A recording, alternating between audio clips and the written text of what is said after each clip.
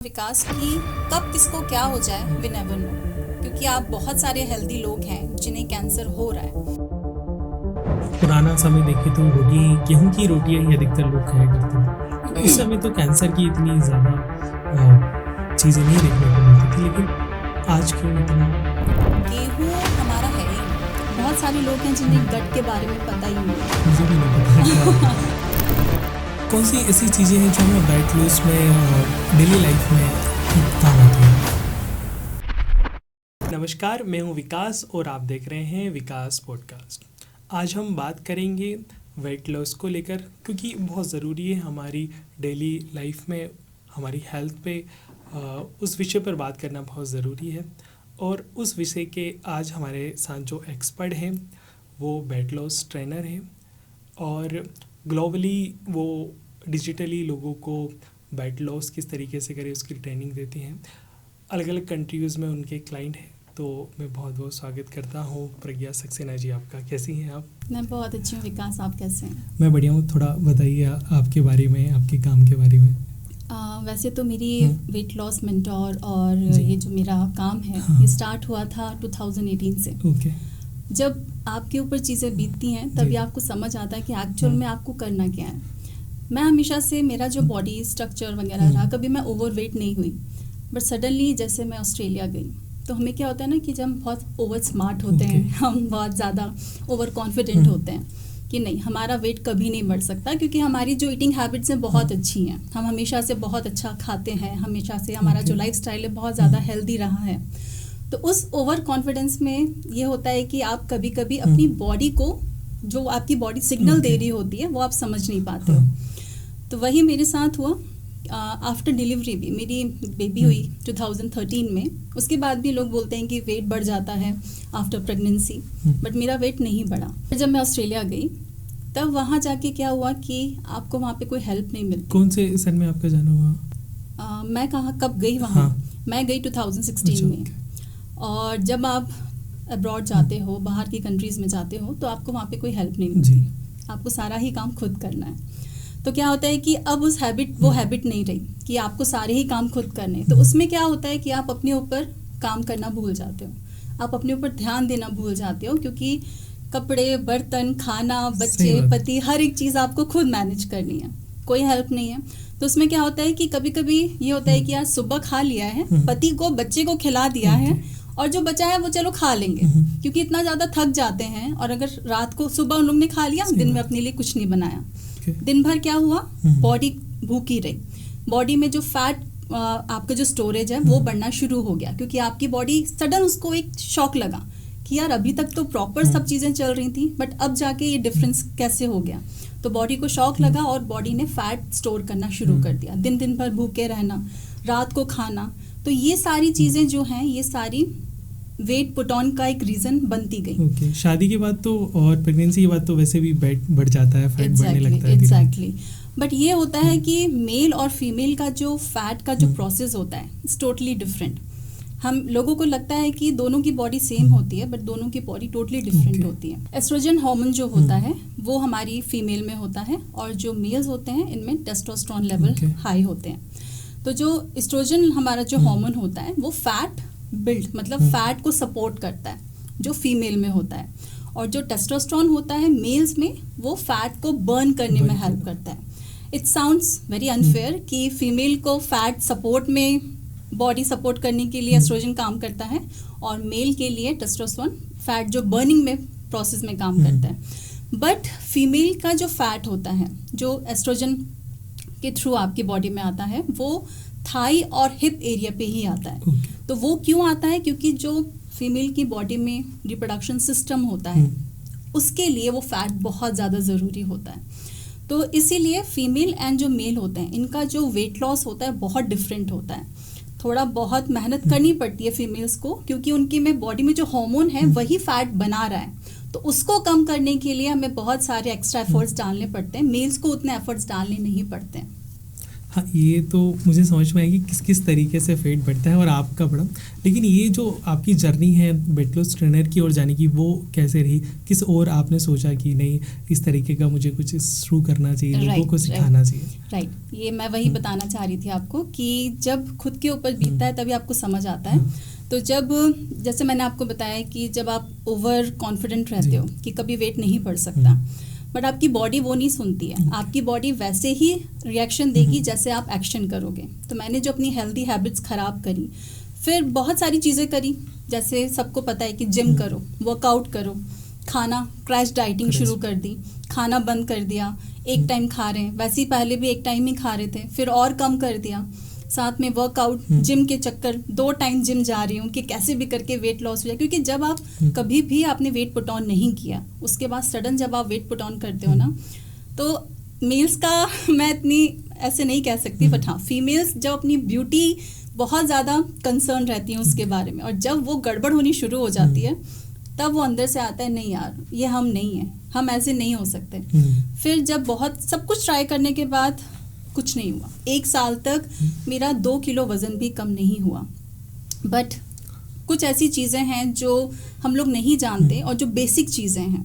बचपन से हमने अपने फादर को देखा है, बहुत छोटी छोटी चीज़ें फॉलो करते थे। उन्हीं चीज़ों को लेके आगे जब मैंने, किसी और ने मुझे प्रपोजल दिया कि आप ये सारी चीज़ें करके देखें तो शायद आपका जो आप चाहते हैं वो आपको मिले। तो यस, फिर मैंने गट हीलिंग प्रोग्राम ज्वाइन किया। तो गट हीलिंग क्या होता है? अब बहुत सारे लोग हैं जिन्हें गट के बारे में पता ही नहीं है। मुझे भी नहीं पता क्या ओके, आज मैं आपको बताती हूँ कि गट क्या होता है। गट हमारा ये होता है पेट, जहाँ पे हम खाना खाते हैं, जहाँ खाना जा रहा है। यहाँ पे हमारी 2 इंटेस्टाइन होती हैं, एक स्मॉल इंटेस्टाइन, एक लार्ज इंटेस्टाइन। स्मॉल इंटेस्टाइन का काम होता है खाने को एक्सेप्ट करना, न्यूट्रिशन को एब्जॉर्प्शन देना, राइट। उसके बाद जो भी वेस्ट होता है, न्यूट्रिशन आपकी बॉडी को मिल गया, अब जो भी वेस्ट है वो स्मॉल इंटेस्टाइन क्या करेगा, लार्ज इंटेस्टाइन के पास पास आउट कर देगा, ठीक है। तो जिसके थ्रू आपका जो वेस्ट है वो फ्लश आउट बाहर हो जाता है, ठीक है। तो ये सारी जो प्रोसेस होती है, दिस इज कॉल्ड गट। और गट को आप दूसरा ब्रेन भी बोलते हैं, क्योंकि गट आपके डायरेक्टली आपके माइंड से कनेक्टेड होता है, आपके ब्रेन से कनेक्टेड होता है। तो आप जो यहाँ खाएंगे वैसे ही आपकी बॉडी रिएक्शन देगी।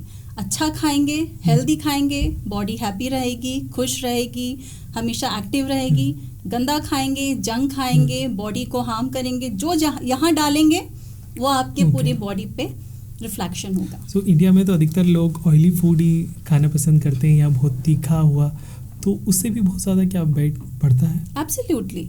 देखो, अब इंडिया का नहीं, हर जगह ही है, बट बाहर की कंट्रीज़ में है कि वहाँ पे बहुत ज़्यादा डीप ऑयलिंग में खाना नहीं बनता है, बहुत डीप कुकिंग नहीं होती है वहाँ पे। जैसे माइक्रोवेव का हो गया, एयर फ्रायर यूज़ कर लिया। हमारे यहाँ पे हम प्रॉपर फ्राई कर करके और हाई जो हीट होती है उसमें खाना हम लोग बना के खाते हैं। बट ऐसा नहीं है कि अभी स्टार्ट है, हमेशा से ही हमारे इंडियन कल्चर में आया है। तो कभी कभी खाना बुरी बात नहीं है, एक ही लाइफ है, एंजॉय करना है, सब कुछ खाना है। मैं अपने हमेशा जितने भी वीडियोस अगर आपने मेरे देखे होंगे, मैं हमेशा ये बोलती हूँ कि छोड़ो कुछ मत, बस एक प्रपोर्शन में खाओ।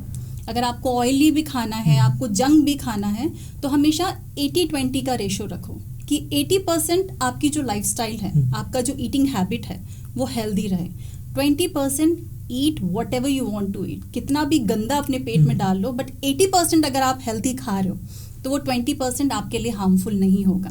इसीलिए आज इंडिया में बहुत सारे लोग हैं जिन्हें डायबिटीज़ बहुत ज़्यादा हो रही है, कैंसर के केसेस बढ़ रहे हैं, किडनी के केसेस बढ़ रहे हैं, फैटी लिवर की प्रॉब्लम हो रही है। तो ये सारी चीज़ें वही हैं कि सुबह उठते से ही पराठे खा लिए अच्छे लग के, 4-5 घी में, तेल में अच्छे खासे, पूरी खा ली सुबह सुबह। तो थोड़ा सा अपनी लाइफस्टाइल को आप चेंज करोगे ना, तो धीरे धीरे बॉडी सही होनी शुरू होगी। तो जैसे आप मॉर्निंग में उठें, सबसे पहले स्टार्ट करो, जैसे वैसे मैं एंड में बहुत छोटी छोटी चीज़ें आप लोग को बताऊंगी कि बेसिक चीज़ें चेंज करके भी आप अपनी लाइफस्टाइल को बहुत अच्छा कर सकते हो। बट अभी नॉर्मल मैं बताऊं कि फाइबर से स्टार्टिंग करो, सुबह उठे फाइबर ले लो। अब जैसे किन चीज़ों में फाइबर होता है? देखो, जैसे हमारे सारे फ्रूट्स हो गए, ठीक है। अब नॉर्मल जैसे आप फ्रूट्स लेते हैं, लोग क्या करते हैं कि उसका जूस निकाल देते हैं, और वो जूस निकालने के बाद जो उसका पूरा जो वेस्ट होता है जो हम फेंक देते हैं, दैट इज फाइबर। वो आप फेंक रहे हो और सिर्फ जूस पी रहे हो, इसका मतलब आप डायरेक्टली सिर्फ शुगर इनटेक कर रहे हो, उसमें और कुछ नहीं है। It's a natural sugar, but वो शुगर के फॉर्म में ही आप जूस ले रहे हो। तो अगर आप जैसे मॉर्निंग में फ्रूट्स भी खा रहे हैं, वैसे तो मॉर्निंग में मैं सजेस्ट करूंगी कि कभी फ्रूट से स्टार्ट मत करो, बट ऐसा नहीं है, कुछ कुछ फ्रूट आपके एंटीऑक्सीडेंट होते हैं, फाइबर से भरपूर होते हैं, तो उनको आप ले सकते हैं, बट जूस कभी मत लो। वेजिटेबल्स में भी फाइबर होता है? एग्जैक्टली, सारे ही वेजिटेबल में हमारे फाइबर्स होते हैं। बट स्पेसिफिक कौन से हमें सुबह लेना चाहिए जो हम वेजिटेबल्स जो मॉर्निंग में हम देखो, हमारे जितने भी ग्रीन्स हैं, हमारे सारे ग्रीन्स आपको लेने चाहिए। अगर आप मॉर्निंग में ले रहे हो, आप पालक ले सकते हो, आप अपनी मेथी ले सकते हो, आप नॉर्मल लौकी ले सकते हो, आप जैसे जितने भी हमारे ग्रीन्स हैं आप वो ले सकते हो। फाइबर ऑलमोस्ट हमारी हर एक सब्जी में ही आपको मिल जाता है, ग्रीन्स में बहुत ज़्यादा फाइबर मिल जाता है। अच्छा, कई सारे लोग अलग अलग अपने हम वीडियोस देखते हैं यूट्यूब पे और इंस्टाग्राम पे, जो रील्स हम देखते हैं तो अलग अलग तरीके के लोग बताते हैं ये खाइए, वेजिटेबल्स लीजिए, फ्रूट्स लीजिए, बट एक आइडियल डाइट क्या है जो सुबह सुबह ली जाए जिसको एक आम इंसान भी उसको एफर्ट कर पाए खाने के लिए?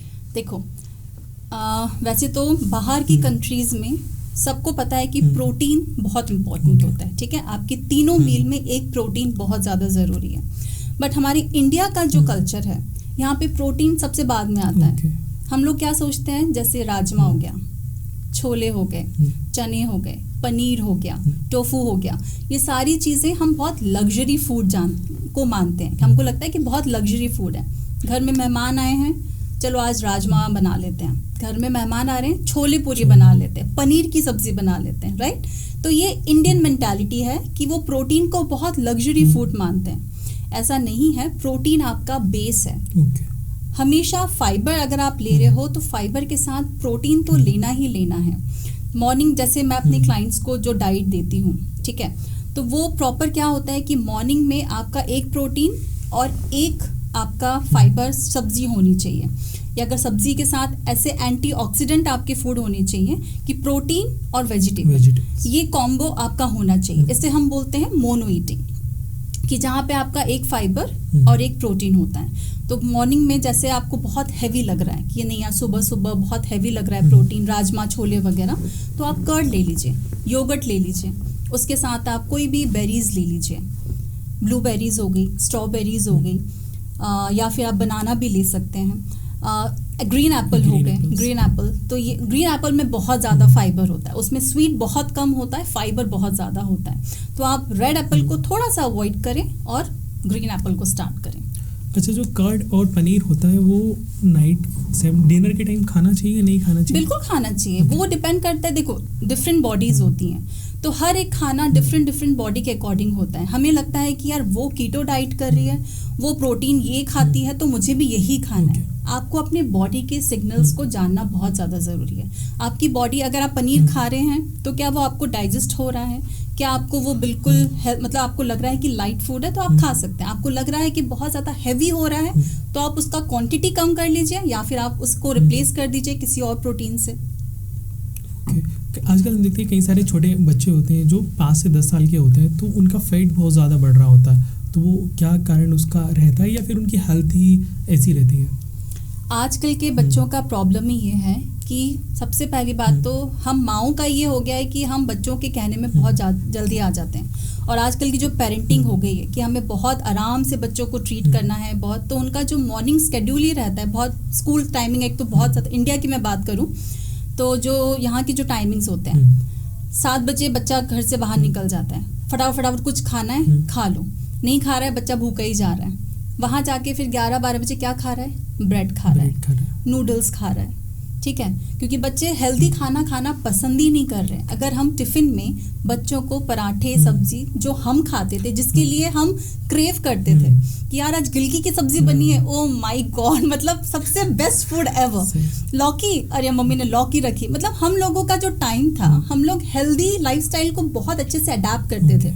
और आजकल प्रॉब्लम वही है कि बच्चे सुबह से ही जो खा रहे हैं वो उनकी बॉडी में मॉर्निंग से ही सारी चीज़ें गड़बड़ होनी स्टार्ट हो गई हैं। फाइबर के नाम पे 0, कुछ नहीं जा रहा है, बहुत ज़्यादा ब्रेक हो रहा है बीच में, उसके बाद सिर्फ जंक फूड जा रहा है। तो इस हिसाब से क्या हो रहा है कि बच्चों की ना ग्रोथ सही से हो रही है, ना उनका जो एक लेवल पे उनका जो ईटिंग हैबिट्स होती है वो सब डैमेज होती जा रही तो है। लंच बॉक्स में क्या रखना चाहिए मम्मियों को? डेफिनेटली मैं देखो बोलते आप हैं ना, भी एक मदर है तो आप क्या खिला दिए? मैं वही बताने जा रही थी आपको कि ये होता है ना कि जैसे बोलते हैं रावण के यहाँ विभीषण होता है ठीक है। और जितने आपने देखा होगा कि जो अल्कोहल लेते हैं, ठीक है, जो ड्रिंक करते हैं, जो फादर्स, मोस्टली ऐसा होता है कि उनके बेटे उससे दूर भागते हैं, वो नहीं छूते हैं।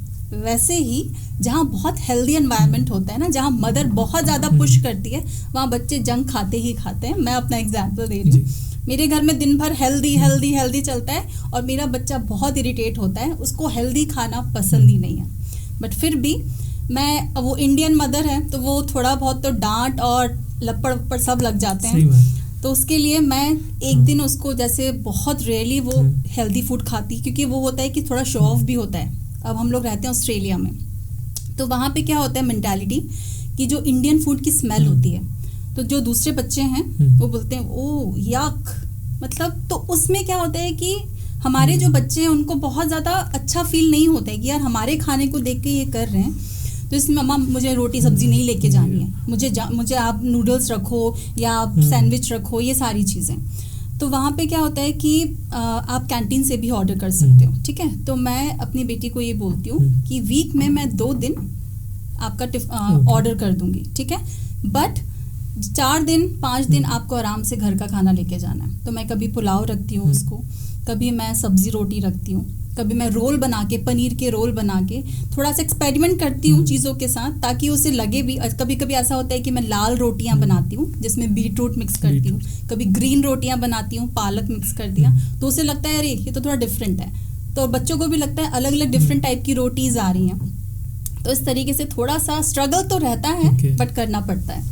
अच्छा, कई जो वुमेन्स होती जो प्रेगनेंसी के बाद या डिलीवरी के बाद उनका वेट कम नहीं होता है, वो बढ़ता ही जाता है, तो उनको वहाँ पर क्या ध्यान रखना चाहिए, या तो प्रेगनेंसी के टाइम पे या उसके बाद, किन बातों का वो ध्यान रखें खाने को लेके? सबसे इम्पॉर्टेंट चीज़ तो ये है कि प्रेगनेंसी में थोड़ा सा वेट बढ़ता ही बढ़ता है, स्पेशली जो आपका बेली एरिया होता है, क्योंकि इसमें जो हमारा एस्ट्रोजन लेवल होता है वो हाई होना शुरू हो जाता है, क्योंकि थाई और हिप एरिया का जो फैट, जैसे मैंने आपको बताया, रिप्रोडक्शन सिस्टम के लिए ज़रूरी होता है। और आफ्टर डिलीवरी आपकी बॉडी ऑलरेडी बहुत ज़्यादा डैमेज होती है, ठीक है, चाहे आपकी नॉर्मल डिलीवरी हो चाहे सिजेरियन हो, ठीक है, दोनों में ही आपकी बॉडी डैमेज होती है हर तरीके से, आपके हार्मोन्स बिल्कुल इम्बैलेंस हो जाते हैं। अच्छा, फूड का भी असर होता है कि आपकी सीजन ना हो कि अगर आप अच्छा खाना ले, अच्छी डाइट ले, तो आपकी सीजन ना हो कि नॉर्मल डिलीवरी हो सके, ऐसा भी कुछ? ऐसा तो अकॉर्डिंग टू मी ऐसा कुछ नहीं होता है।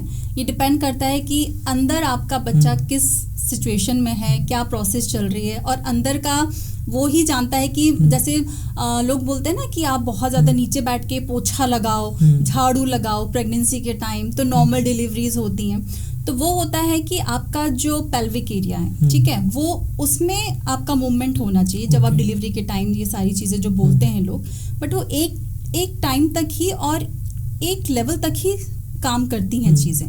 अगर कोई मेडिकल टर्म्स पे कुछ सिचुएशंस ऐसी हो रही हैं कि नहीं हो पा रहा है, तो फिर तो आप कितना भी नॉर्मल ट्राई कर लो, नहीं हो पा रहा है तो आपको सिजेरियन करना ही पड़ेगा, राइट। और आजकल नॉर्मल को लेके बहुत सारे ऐसे केसेस मैंने देखे हैं जहाँ बच्चों पे बहुत ज़्यादा, मतलब बच्चों ने वो फेस किया है चीज़ें। मेरी फैमिली में ही एक हैं जिनके नॉर्मल की वजह से कि नहीं हमें बच्चा नॉर्मल ही करना है, तो जब वो नॉर्मल हुआ तो उसका जो सर है, मतलब उसके पूरे, जब उसको नॉर्मल तरीके से जब उनका हुआ डिलीवरी, तो उसका जो ब्रेन है वो बिल्कुल डैमेज हो गया।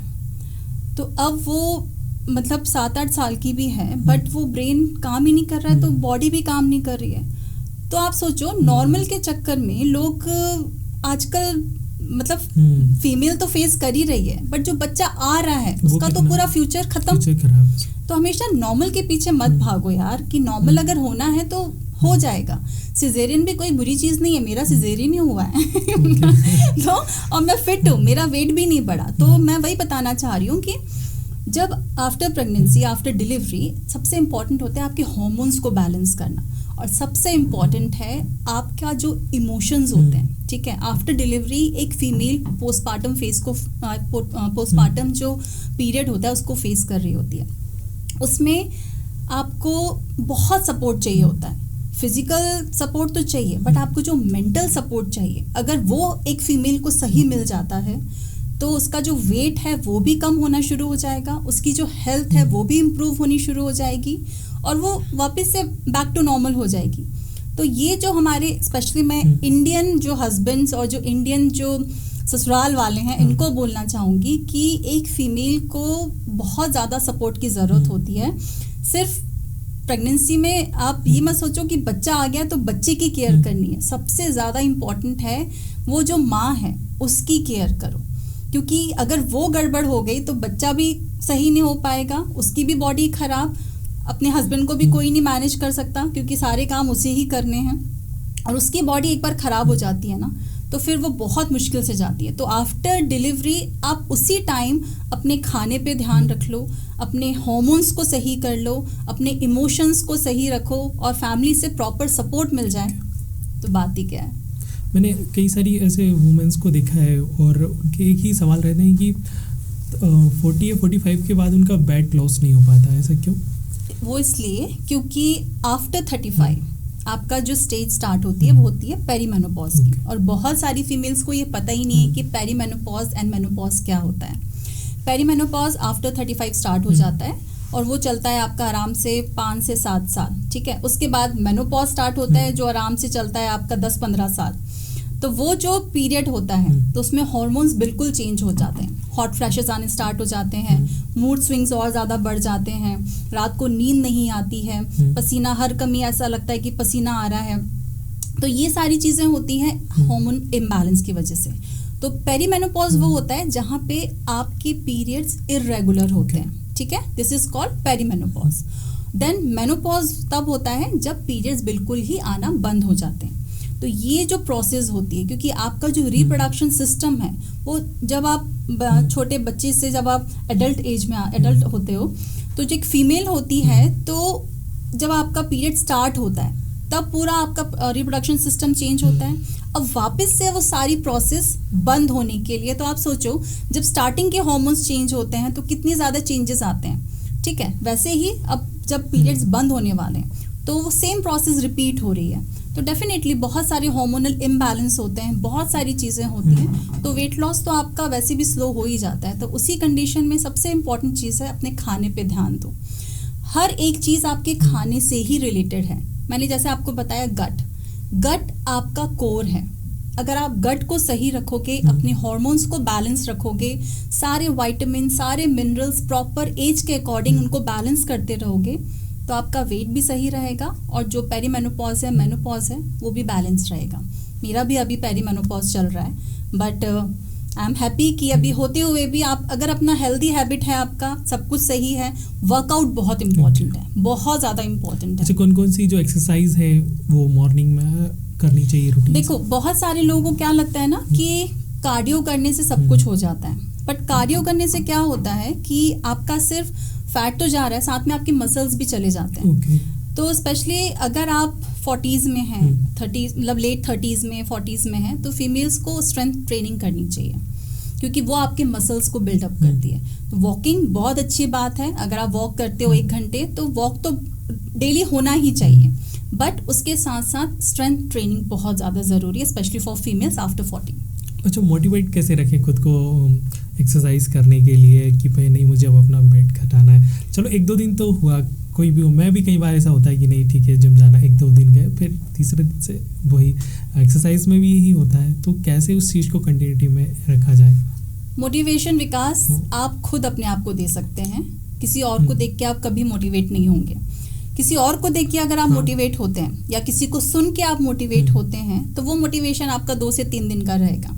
जिस दिन आपने ये सोच लिया कि मुझे खुद को हेल्दी रहना है, मुझे खुद से प्यार करना है, जिस दिन आप खुद से प्यार करने लगेंगे ना तो आपका जो मोटिवेशन है वो भी बना रहेगा। क्योंकि हम क्या करते हैं कि हम अपने आसपास के लोगों को ज़्यादा प्यार करते हैं, हमारी फैमिली सही रहे, हमारे सब कुछ सही रहे, हमारे बच्चे सही रहें, उनको प्रॉपर खाना मिलता रहे, उनको सब, हम अपने आप को ठीक है यार कर लेंगे। मतलब ये सब मैं फीमेल्स की बात नहीं कर रही हूँ, मेल्स भी आजकल बहुत ज़्यादा स्ट्रेस में रहते हैं, उनका जो जॉब है वो भी बहुत ज़्यादा आजकल टफ हो चुका है, सुबह से लेकर रात तक आपका सिटिंग जॉब रहता है, ठीक है। तो उसमें भी क्या हो रहा है कि आप खा के सिर्फ बैठ रहे हैं, कोई मूवमेंट नहीं हो रहा, कुछ नहीं हो रहा। तो आपने देखा होगा कि ज़्यादातर जो मेल्स होते हैं इनका जो टमी होता है वो बढ़ना शुरू हो जाता है। तो क्यों होता है? और ये भी इंसुलिन लेवल जब हाई हो जाता है, क्योंकि आप बहुत जल्दी जब खाते हो तो आपकी जो एनर्जी है वो सीधे ग्लूकोज में कन्वर्ट हो जाती है, इंसुलिन स्पाइक हो जाता है, तो बस पेट बढ़ना शुरू हो जाता है। तो ये रीज़न है कि मेल्स और फीमेल दोनों की ही जो लाइफ है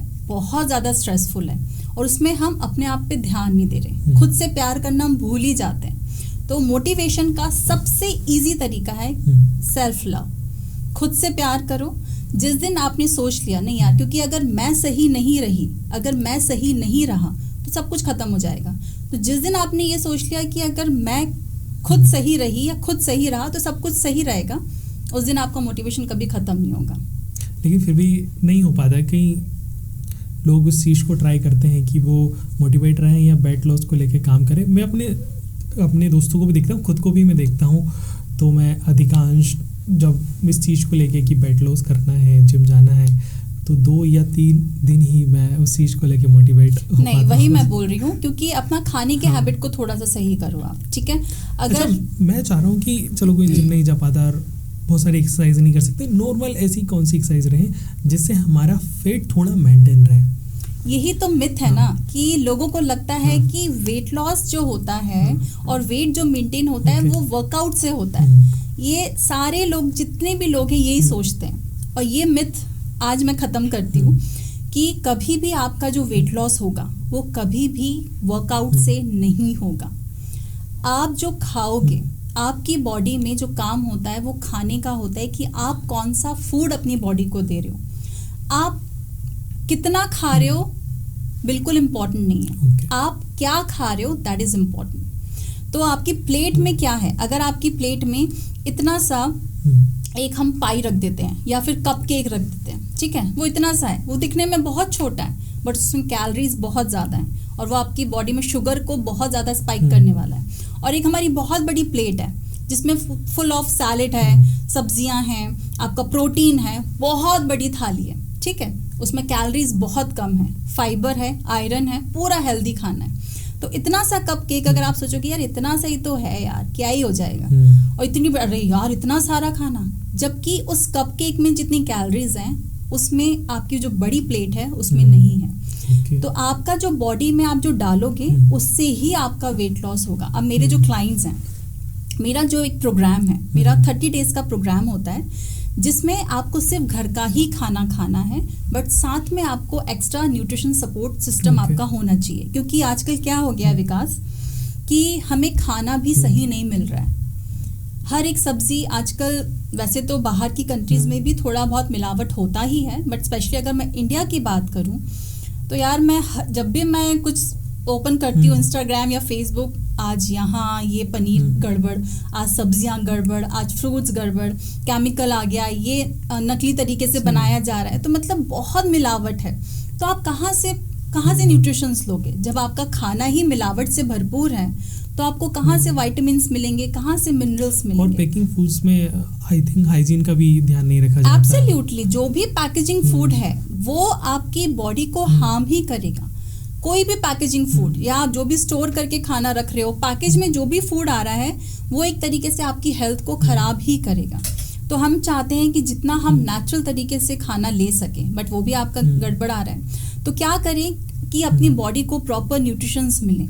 तो क्या करते हैं कि हम एक्स्ट्रा सप्लीमेंट्स का सपोर्ट लेते हैं। अब ये भी है कि लोगों को लगता है कि सप्लीमेंट्स मतलब दवाइयाँ, नहीं, हमें दवाइयाँ नहीं लेनी, हमें नेचुरल तरीके से वेट लॉस करना है। तो सप्लीमेंट क्या होता है? सप्लीमेंट न्यूट्रिशन होते हैं जिसमें आपके सारे विटामिन होते हैं, सारे मिनरल्स होते हैं। दवाइयाँ आपकी बीमारियों को क्योर करता है, न्यूट्रिशन आपकी बॉडी में न्यूट्रिशन को फुलफिल करता है, जो गैप है न्यूट्रिशन का उसको फुलफिल कर रहा है। तो supplement and medicine totally different, both are totally different, उसको आप कंपेयर नहीं कर सकते। तो मेरा जो प्रोग्राम है यहाँ पे मैं 80% आपका खाना रहता है। सुबह उठते से आप क्या खा रहे हो, आफ्टरनून में आप क्या खा रहे हो, रात में आप क्या खा रहे हो। मेन है कैलोरी डेफिसिट होना, ठीक है। अगर आप कैलोरी डेफिसिट होना आप स्टार्ट कर दोगे तो बॉडी को शॉक भी नहीं लगता है। बॉडी अगर भूखी है तो वो आपका फैट भी स्टोर नहीं करती है। वो धीरे धीरे प्रॉपर क्वांटिटी में जब बॉडी में फूड जाता है तो वो भी खुश रहती है और वैसे ही वो काम करती है। छोटा सा एग्जांपल देती हूँ मैं कि मेरे एक क्लाइंट है, उनको अभी थोड़े टाइम पहले कैंसर, उनका stage 3, yes I think stage 3 उनका पता चला।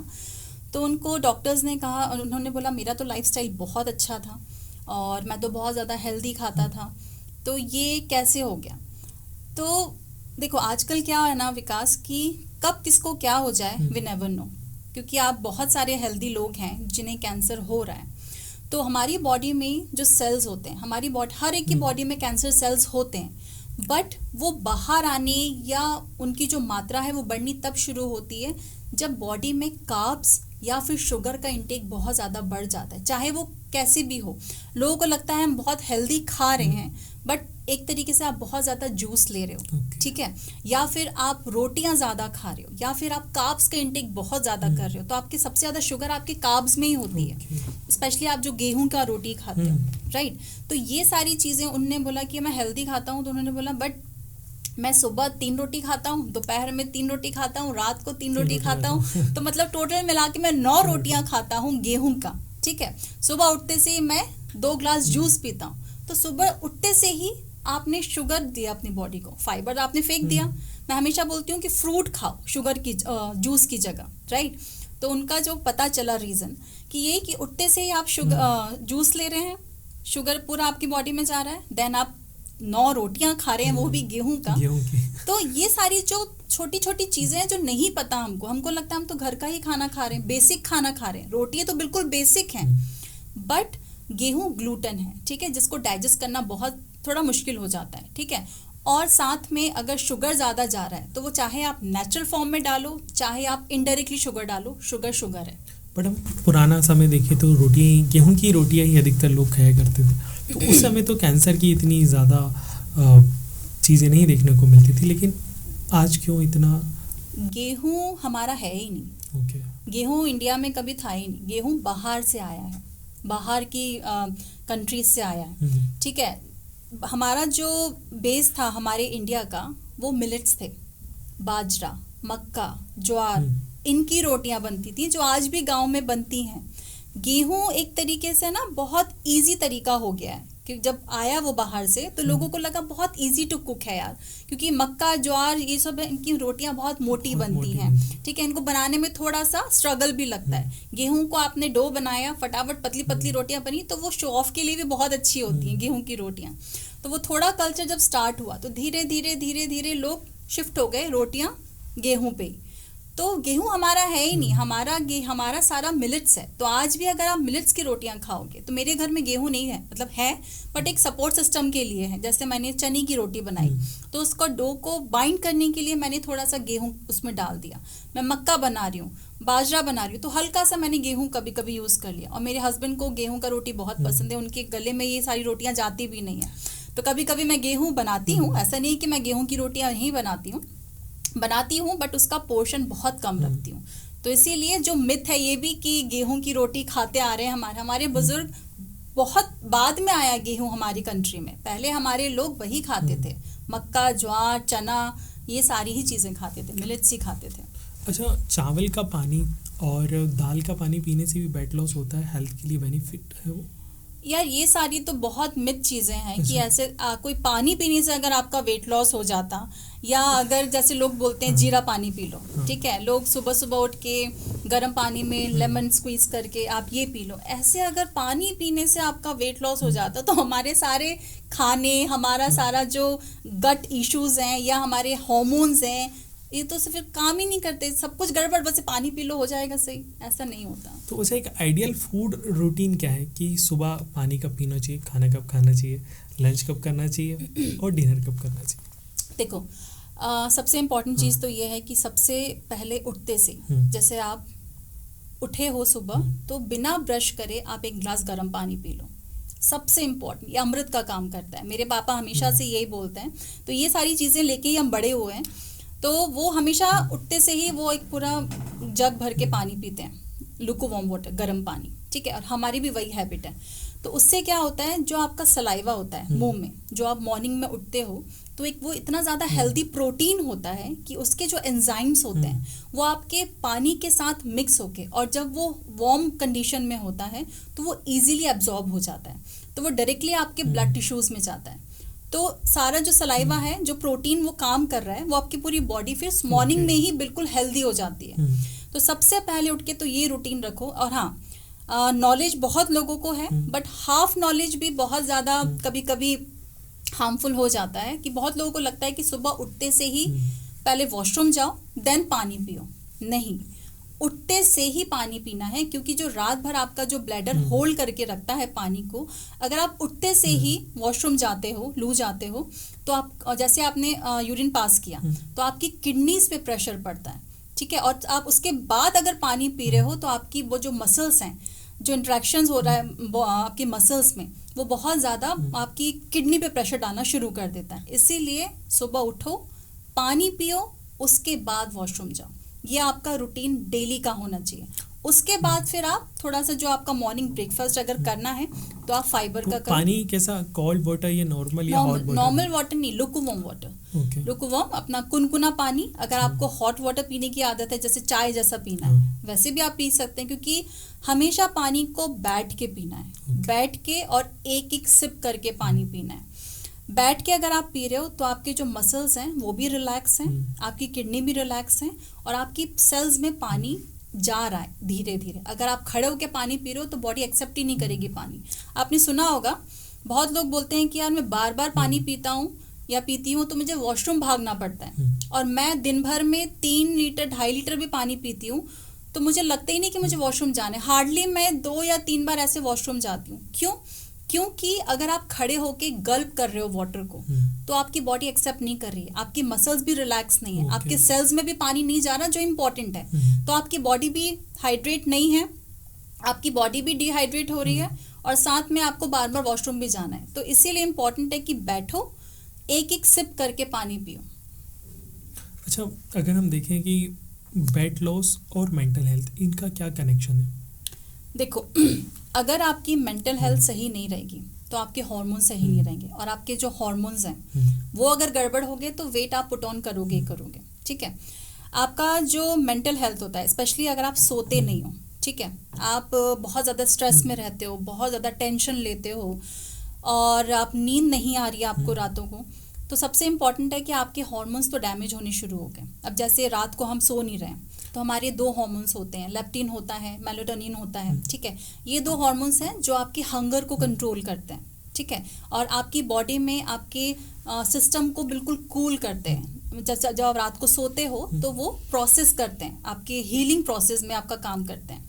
जब ये 2 अगर गड़बड़ हो गए, अगर आप नहीं सो रहे हो, क्यों? स्ट्रेस की वजह से। स्ट्रेस क्यों?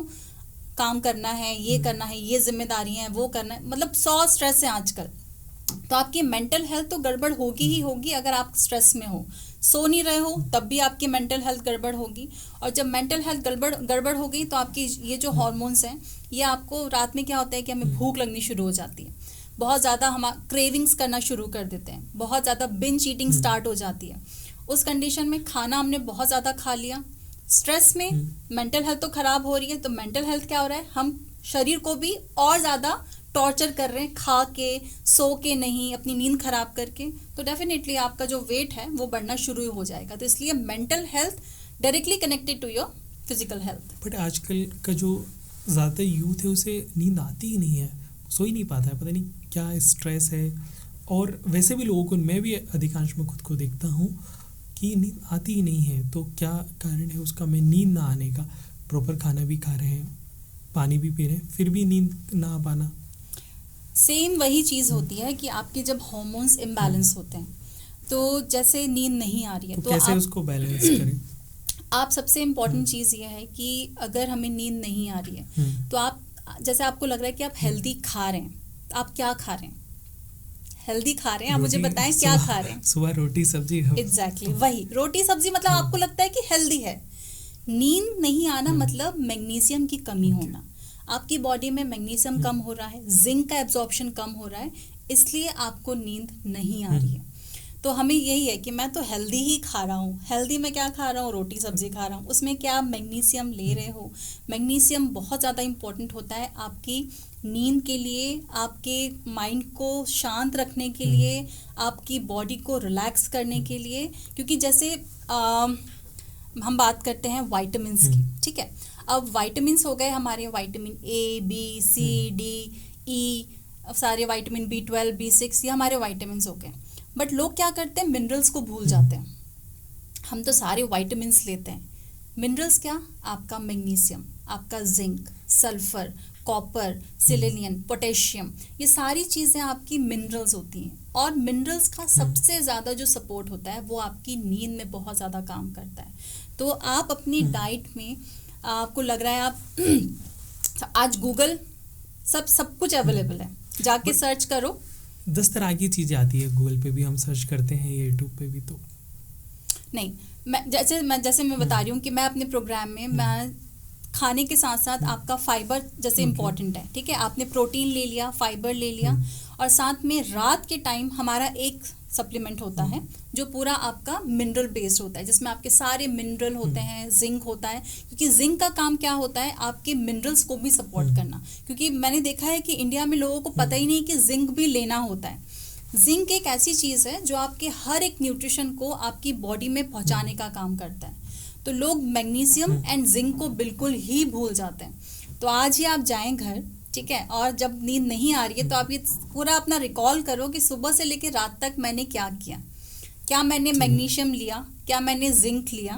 नहीं लिया? गूगल पे सर्च करो क्या क्या लेना है मुझे। तो मुझे थोड़ी अच्छी खासी रिसर्च करनी होगी कि किस में क्या होता है और किस में। डेफिनेटली ये सारी चीज़ देखो, आजकल क्या चल रहा है ना कि ये चीज़ मेरे लिए पॉसिबल है कि मैं गूगल से पढ़ के, और बट एक नॉर्मल इंसान के लिए कहाँ ये पॉसिबल है कि वो कहाँ है ये ढूंढे कि किस में क्या है क्या नहीं। देखो, थोड़ा बहुत तो विकास आजकल हमको थोड़े तो मतलब बोलना चाहिए स्टेप उठाने ही पड़ेंगे। क्योंकि क्या हो रहा है कि जैसे मैंने बताया कि खाना हमें नेचुरल मिल ही नहीं रहा है, तो आप कहाँ से एक नेचुरल तरीके से चीज़ें लोगे। बट फिर भी जैसे हमारा अब बोलते हैं लोग कि अलसी हो गया, अलसी खाया करो, ठीक है, अलसी खाओ, आप जीरा खाओ, ये सारी जो मेन हमारे सीड्स होते हैं, तो ये इनको एड ऑन कर लो कि आपके जोड़ों में दर्द हो रहा है। तो ये सारी चीज़ें जो हमारी घरेलू नुस्खे वगैरह हैं, ये भी एक लेवल तक काम कर पाते हैं। बट एक्चुअल में आपको जो डाइट है उसमें आपको सारे ही न्यूट्रिशन एड ऑन करने ही पड़ेंगे। क्योंकि जैसे जैसे एज होगी आपकी बॉडी की रिक्वायरमेंट चेंज होती जाएगी, तो उसके हिसाब से आपको अपने खाने को भी चेंज करना पड़ेगा। अच्छा, मैंने एक रिसर्च पढ़ रहा था अभी कि कई लोगों का ऐसा है कि वो अपने फेस के फैट को लेके ज़्यादा परेशान है। तो वो कई सारी वीडियोस देखते हैं तो उसमें कुछ इस तरीके का होता है, उसे ऐसे करते हैं या कुछ वैसे एक्सरसाइज बताते हैं, तो उससे वाकई में क्या होता है? डेफिनेटली होता है। योगा जो फेस योगाज होते हैं वो काम करते हैं, बहुत काम करते हैं। बट जो आपका फेस का जो फैट होता है, फेस का हो गया, आपका बैक का जो फैट हो गया, वो कोर्टिसोल लेवल आपका हाई हो जाता है, उस वजह से होता है। तो अपने जो कोर्टिसोल लेवल्स होते हैं उनको आप अगर कंट्रोल करो तो आपका फेस का फैट भी कम होगा, आपका बैक का फैट भी कम होगा। आपके जितने भी हार्मोन्स हो ना, वो बहुत इंपॉर्टेंट रोल प्ले करते हैं आपकी ओवरऑल बॉडी में। मतलब अगर हार्मोन्स आपके गड़बड़ हैं तो आपका हर एक चीज़ गड़बड़ रहेगा। हार्मोन्स को अगर कंट्रोल कर लिया तो इवेंचुअली हर एक चीज़ नॉर्मल हो जाती है। जो ह्यूमन बॉडी, हमारी बॉडी में अलग अलग तरह के फैट्स होते हैं, तो वो क्या होते हैं और उन फैट को किस तरीके से कम किया जा सकता है? स्पेशली अगर हम बात करें, जैसे फैट अगर आपके फेस पे है, ठीक है, और अगर बैक पे है, तो आपका जो कोर्टिसोल लेवल है वो हाई हो रहा है, ठीक है, तो उसको हमको लेवल में करना है। अगर आपका जो बेली फैट है, ठीक है, वो अगर बढ़ रहा है तो इसका मतलब है आपका जो इंसुलिन लेवल है वो हाई हो रहा है। अगर आपका जो फैट है वो लोअर बेली फैट है, ठीक है, लोअर बेली फैट आपका बहुत ज़्यादा बढ़ता जा रहा है, तो इसका रीज़न होता है आपका एस्ट्रोजन लेवल बहुत ज़्यादा हाई हो गया है। आपका जो थाई फैट है और हिप फैट है वो बढ़ रहा है, इसका मतलब आपका एस्ट्रोजन लेवल बढ़ रहा है। तो ये सारे जो फैट होते हैं, और जैसे बात हो गई, जैसे आप बहुत लोगों के पैर स्वेलिंग आ जाती है, बहुत ज़्यादा सूजन आ जाती है, बैठे बैठे पैर फूलने लग जाते हैं, तो इनका क्या रीज़न होता है कि आपका एल्डोस्टेरोन लेवल जो है वो हाई हो गया है, वाटर रिटेंशन होना शुरू हो गया है, इन्फ्लेमेशन स्टार्ट हो जाती है। तो ये बॉडी के जितने भी पार्ट का फैट होता है, तो लोगों को लगता है कि वर्कआउट से चला जाएगा या खाने से चला जाएगा। डेफिनेटली वर्कआउट से जाता है, बट साथ में आपको, जैसे मैंने हमेशा और हर बार मैं यही बोल रही हूँ कि खाने पे ध्यान दो कि आप खा क्या रहे हो, कौन सा खाना आपके हार्मोन्स के लिए सही है, आपके हार्मोन्स किस तरीके से बैलेंस हो रहे हैं। बट जैसे मैंने बताया कि अलग अलग पार्ट का जो फैट होता है उनका रीज़न ये होता है कि आपके हर एक जगह पे जो हार्मोन्स हैं उनका लेवल हाई होता जाता है, इस वजह से बॉडी का जो फैट है वो अलग अलग बढ़ना शुरू हो जाता है। अगर हम अक्सर देखते हैं कि कई लोगों के घुटनों के नीचे स्वेलिंग भी होती है और वेट भी होता है, लेकिन वो लोग आइडेंटिफाई नहीं कर पाते हैं कि वहाँ पर स्वेलिंग है या उनका वेट बढ़ा हुआ है। तो कैसे करें, और क्यों पैरों का धीरे धीरे एक उम्र के बाद वेट भी बढ़ता है और स्वेलिंग भी आती है? उम्र के बाद वेट नहीं बढ़ता है विकास, मेन ये होता है कि अगर स्वेलिंग आ रही है तो आपकी बॉडी, अगर मैंने देखा है कि बहुत सारे जो फैटी लोग हैं, ठीक है, जिनका वेट बहुत ज़्यादा है, उनके पैर में बहुत ज़्यादा सूजन आती है। क्यों? क्योंकि बॉडी का पूरा वेट ही पैर पे है, ठीक है। तो पूरा जब बॉडी क्या होल्ड कर रही है, पूरा वेट आपकी बॉडी, आपके पैर होल्ड करके रख रहे हैं, पूरा मेंटेन वहीं से हो रहा है, ठीक है। तो इसीलिए पूरा जो बॉडी का फैट होता है वो आपका नहीं बैलेंस कर पाते हैं आपके पैर, इसलिए मोस्टली जो लोग होते हैं, काफ़ी जो वेट जिनका ज़्यादा रहता है, उनके पैर में हमेशा सूजन जो है वो बनी रहती है। बट जैसे आप बोल रहे हैं कि जो घुटनों का दर्द जो आप बोल रहे हैं कि वो भी बढ़ना शुरू हो जाता है, तो उसका एक रीज़न ये भी होता है कि एज के साथ साथ आपके जो लिगामेंट्स हैं, ठीक है, आपका जो अंदर का जो लुब्रिकेशन होता है, हमारा जो लिक्विड जिसके हमारी बॉडी चिपका के रखती है, दिस इज कॉल्ड कोलेजन, ठीक है। अब कोलेजन टर्म ऐसी चीज़ है जो बहुत लोगों को नहीं पता कि कोलेजन क्या होता है। कोलेजन एक कोई ऐसा नाम नहीं है, ये वर्ड है, एक ग्रीक वर्ड है कोला, ठीक है, वहाँ से लिया गया है, तो इसको कोलेजन नाम दे दिया गया है। बट बेसिकली हमारी बॉडी में एक लिक्विड होता है जो चिपकाने का काम करता है, जो हमारे ओवरऑल पूरी हमारी बॉडी में होता है, whether we talk about hair, skin, nails, gums, joints, gut line, blood vessel, हर एक जगह ये लिक्विड होता है। तो वो क्या करता है, आपकी बॉडी में जितने भी कनेक्टिव टिश्यूज़ हैं, हमारी बॉडी पूरी कनेक्टिव टिश्यूज़ से कनेक्टेड है, ठीक है। तो ये क्या करता है, हमारी बॉडी के कनेक्टिव टिश्यूज़ को चिपका के रखता है। जैसे हम बच्चे पैदा हुए हैं, ठीक है, कितने फर्म होती है हमारी स्किन, बाल अच्छे होते हैं, हेल्दी होती हैं, हड्डियाँ सब सही होती हैं। क्यों? क्योंकि कोलेजन हमारी बॉडी में भरपूर होता है, ठीक है। पर जैसे जैसे आप एज करते हो, और ये जो लिक्विड है वो हमारी बॉडी खुद बनाती है, ठीक है। But by the age of 25 ये लिक्विड हमारी बॉडी बनाना बंद कर देती है। अब 25-26 साल तक ये जो हमारी बॉडी ने बनाया है वो धीरे धीरे बॉडी हर साल यूज़ कर रही है, हर एक दिन यूज़ कर रही है। तो हर साल आपकी बॉडी से ये जो लिक्विड है वो कम होना शुरू हो जाता है, 1% 2% से कम होना शुरू हो जाता है। तो फिर जैसे हम बोलते हैं ना 30 में आते आते बुढ़ापा आने लग जाता है, वो रीज़न ये होता है कि लैक ऑफ कोलेजन, आपकी बॉडी से कोलेजन डिप्लीट होना शुरू हो जाता है, जिसकी वजह से बाल झड़ने शुरू हो जाते हैं, आपके जो स्किन है वो सैगी होनी शुरू हो जाती है, जॉइंट्स पेन होना शुरू हो जाता है क्योंकि वहाँ जो लुब्रिकेशन था वो सारा ख़त्म होना शुरू हो गया। तो आपके घुटने दर्द होने लग जाते हैं, क्रैम्प्स आने लग जाते हैं, बॉडी बहुत ज़्यादा थकान महसूस करती है। तो ये सारी चीज़ें जो होती हैं वो लैक ऑफ कोलेजन की वजह से होती हैं। तो कोलेजन आपको बहुत तरीके से, आपको जो हमारा नेचुरल बूस्टर्स होते हैं उनमें आपको कोलेजन मिल जाता है। जैसे हमारा अलसी हो गया, जैसे मैंने भी बताया था आपको, अलसी कोलेजन बूस्टर होता है, but it is not a collagen, ठीक है। ये भी थोड़ा ये है लोगों को कि कोलेजन प्लांट बेस्ड होता है, कोलेजन कभी भी प्लांट बेस्ड नहीं होता। कोलेजन बूस्टर्स प्लांट बेस्ड होते हैं जो कोलेजन बनाने में हेल्प करते हैं, ठीक है। बट अगर आपको एक्चुअल कोलेजन चाहिए तो वो आपको सिर्फ और सिर्फ ह्यूमन बॉडी में और या फिर एनिमल बॉडी में ही मिलता है। तो जो लोग इस मतलब इस कंफ्यूजन में रहते हैं कि हम प्लांट बेस्ड कोलेजन ले रहे हैं, you are not taking plant based collagen, you are taking collagen boosters.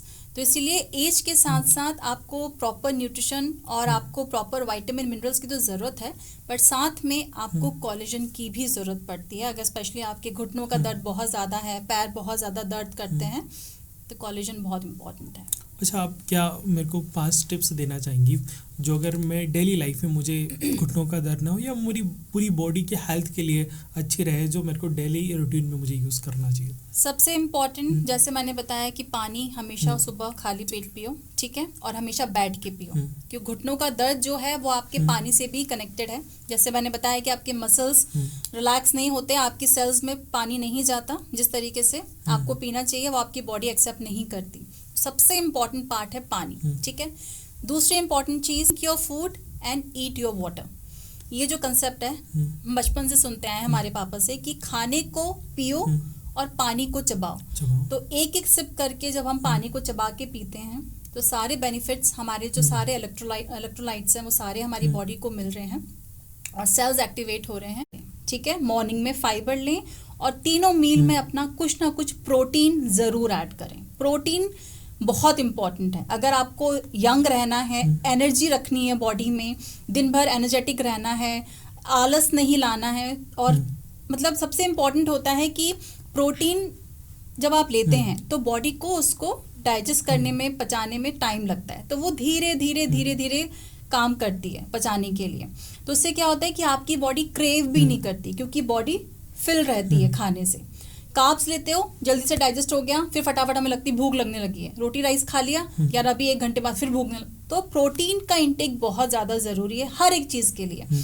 चाहे आप अपना वेट लॉस की बात कर लें, चाहे आप हेल्दी रूटीन की बात कर लें, चाहे आप स्किन, बाल, किसी की भी बात कर लें, प्रोटीन का इंटेक रोज़ होना चाहिए। ये चीज़ हो गई।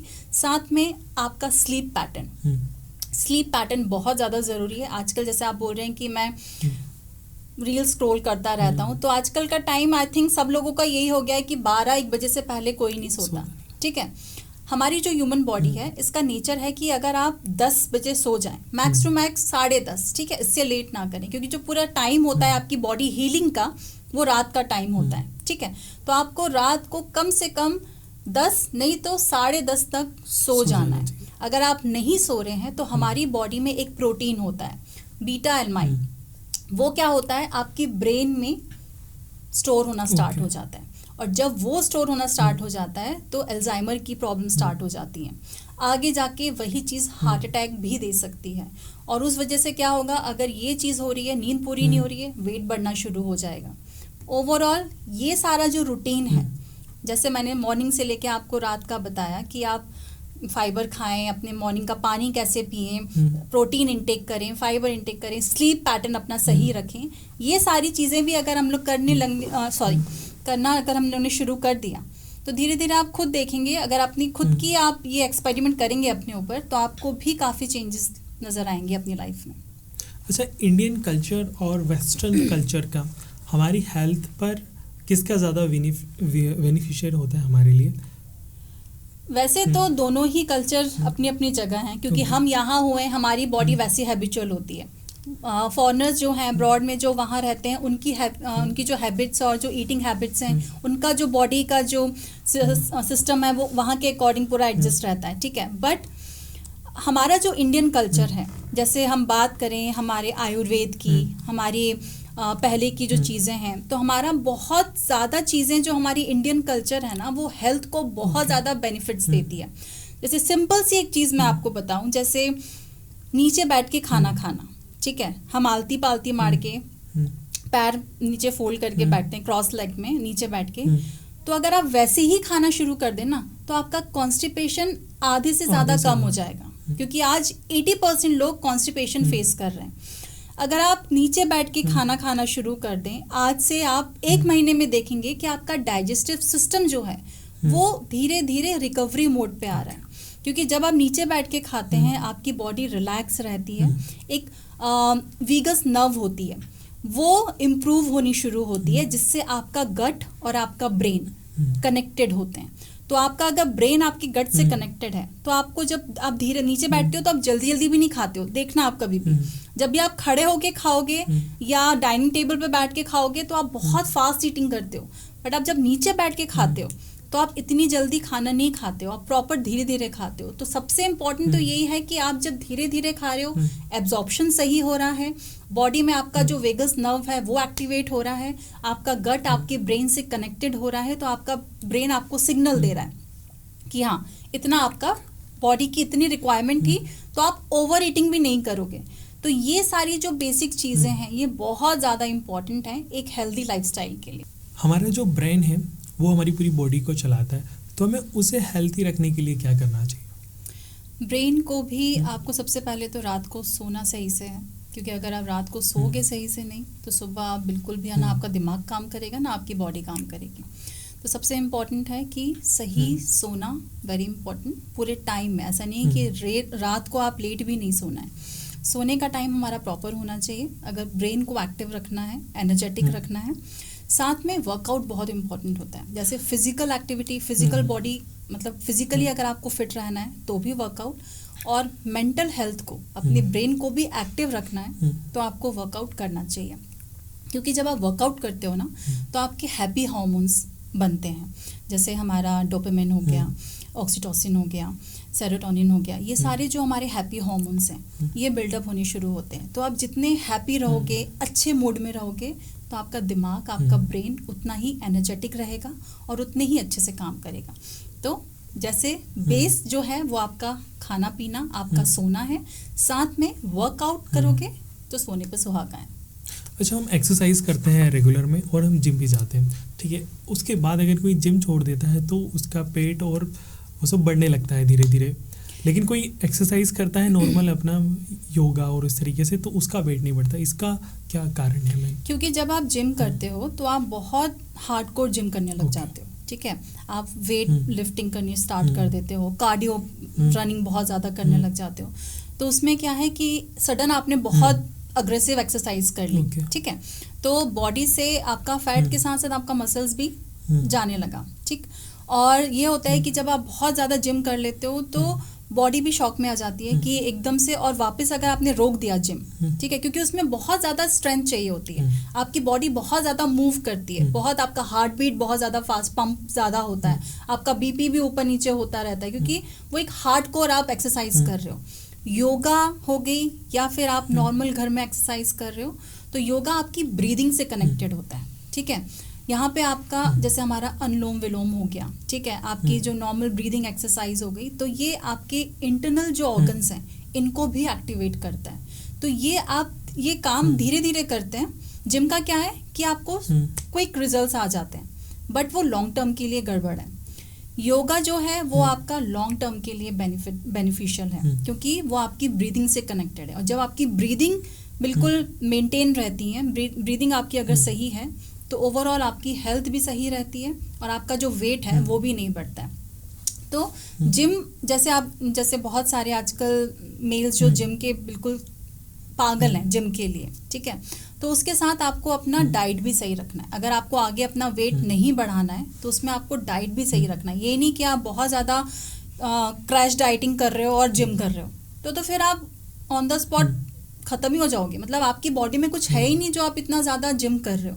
तो जिम के भी कुछ तरीके होते हैं करने के, बहुत ज़्यादा भी नहीं करना है, अपनी बॉडी को स्ट्रेस नहीं देना है, अपनी बॉडी को टॉर्चर नहीं करना है, उसको धीरे धीरे हैबिचुअल होने दो वर्कआउट के, धीरे धीरे स्ट्रेंथ ट्रेनिंग करो, मसल्स बिल्डअप करो जो इम्पोर्टेंट है, धीरे धीरे ब्रीदिंग एक्सरसाइज करो जिससे आपकी इंटरनल हेल्थ के साथ आपकी एक्सटर्नल हेल्थ भी सही हो। अच्छा, मैं ये एक आइडियल वेट क्या होता है किस एज में, मतलब हम जब 10 साल के हैं, 5 से 10 साल के, या 15 से 20 साल के हैं, या 35 से 40 साल के बीच में, तो क्या कोई एक ऐसा वेट होना चाहिए कि हाँ अगर इतना आपका वेट है तो आप अगर गूगल पे सर्च करेंगे तो आपको मिल जाएगा कि एज के अकॉर्डिंग इतना वेट होना चाहिए। अच्छा। बट वो कोई ज़रूरी नहीं है। अगर आप बहुत ज़्यादा स्किनी हो, ठीक है, अगर आप मान लीजिए कि 9 से 12 साल का कोई बच्चा है, ठीक है, और वो बहुत ज़्यादा स्किनी है, वो अंडर वेट है, ठीक, बट वो एक्टिव है, खाना प्रॉपर खाता है, प्रॉपर न्यूट्रिशंस लेता है, ठीक है, उसकी जो बॉडी है वो एक्टिव रहती है, बहुत ज़्यादा मेंटली भी स्ट्रांग है, इंटेलिजेंट भी है, हर एक चीज़ बहुत अच्छे से कर रहा है, और उसका इम्यून सिस्टम भी बहुत अच्छे से काम कर रहा है, बीमार भी नहीं पड़ता है, तो कोई इम्पोर्टेंट नहीं है वेट का। हेल्दी रहना इज़ इम्पोर्टेंट। वेट कहीं भी देखो, जैसे लोग बोलते हैं कि यार हम बहुत कुछ कर रहे हैं, वेइंग मशीन पे हमारा वेट हमें कम नहीं नज़र आता, बट अगर आप सब चीज़ें प्रॉपर कर रहे हो और वेइंग मशीन पे अगर आपको आपका वेट कम नहीं नज़र आ रहा है, इसका मतलब ये नहीं कि आपकी बॉडी से फैट नहीं जा रहा है, आपकी बॉडी शेप में आ रही है, आपके कपड़े ढीले होने शुरू हो जाते हैं, आपके फेस से पता लगना शुरू हो जाता है कि आपकी बॉडी फैट लूज कर रही है। तो वेट मतलब वेट चेक करना इट्स नॉट इम्पॉर्टेंट, हेल्दी रहना इज इम्पॉर्टेंट। अच्छा, मैं अंत में चाहूँगा कि जो हमारा यूथ है, आप उन्हें क्या टिप्स देनी चाहेंगी जो अपने स्किन को ग्लोइंग रखे, वेट अच्छा रखे और बॉडी बढ़िया शेप में रखे, तो आप क्या कहना चाहेंगे? देखो, सबसे इम्पॉर्टेंट है सेल्फ लव, खुद से प्यार करो, क्योंकि जैसे मैंने बताया, जब तक खुद से प्यार नहीं करोगे कुछ नहीं होगा, ना आपका वेट कम होगा, ना आपकी स्किन अच्छी होगी। और आजकल जो लोग बालों के लिए परेशान रहते हैं कि हमारे बाल खत्म हो रहे हैं, कम एज में बिल्कुल बाल गायब हो रहे हैं, तो सबसे इम्पोर्टेंट है स्ट्रेस लेना खत्म करो। जो होना है वो होगा, जो होना है वो होगा, आप कुछ नहीं कर सकते। बस आप ये ट्राई कर सकते हो कि अपनी लाइफ को किस तरीके से हम हैप्पी कर लें और हेल्दी कर लें। अपनी जो ईटिंग हैबिट्स है इसको थोड़ा सा चेंज कर लो।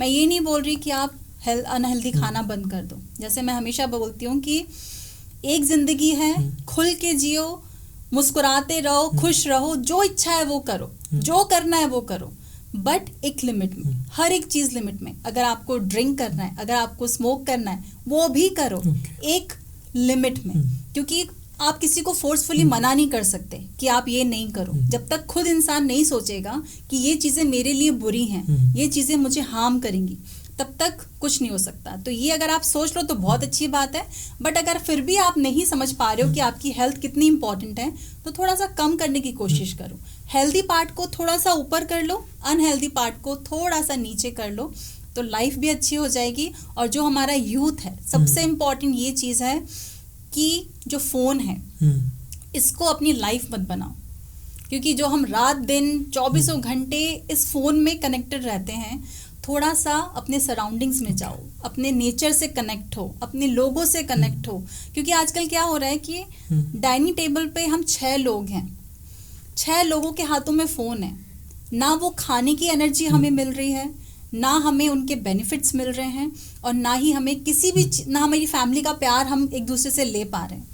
तो यूथ के लिए बस मैं यही कहना चाहूँगी कि यार, हमारा जो टाइम था, मतलब I am still young but हमारे टाइम में हम ये फ़ोन इतने होते नहीं थे, ठीक है। 80s में, मैं 80 बॉर्न हूँ, तो वहाँ पे फ़ोन का तो कोई मतलब नहीं है, और इंटरनेट तो इतना ज़्यादा था भी नहीं हमारे टाइम पे। और हमारे जो पेरेंट्स हैं उनकी लाइफ तो और ज़्यादा अच्छी थी। अगर स्ट्रगल्स थे उनकी लाइफ में तो बेनिफिट्स भी बहुत थे। तो आज का जो यूथ है, इनको एक्चुअल जो खुशी है वो पता ही नहीं है कि एक्चुअल खुशी होती क्या है। अपने लोगों के साथ बैठना, मिट्टी में खेलना, नेचर में घूमना, तो ये सारी बहुत बेसिक चीज़ें हैं हेल्दी रहने के लिए भी, और अपने माइंड से भी, अपना जो मेंटल हेल्थ है उसको भी सही रखने के लिए, और हेल्दी अपनी जो फिजिकल हेल्थ है उसको भी सही रखने के लिए।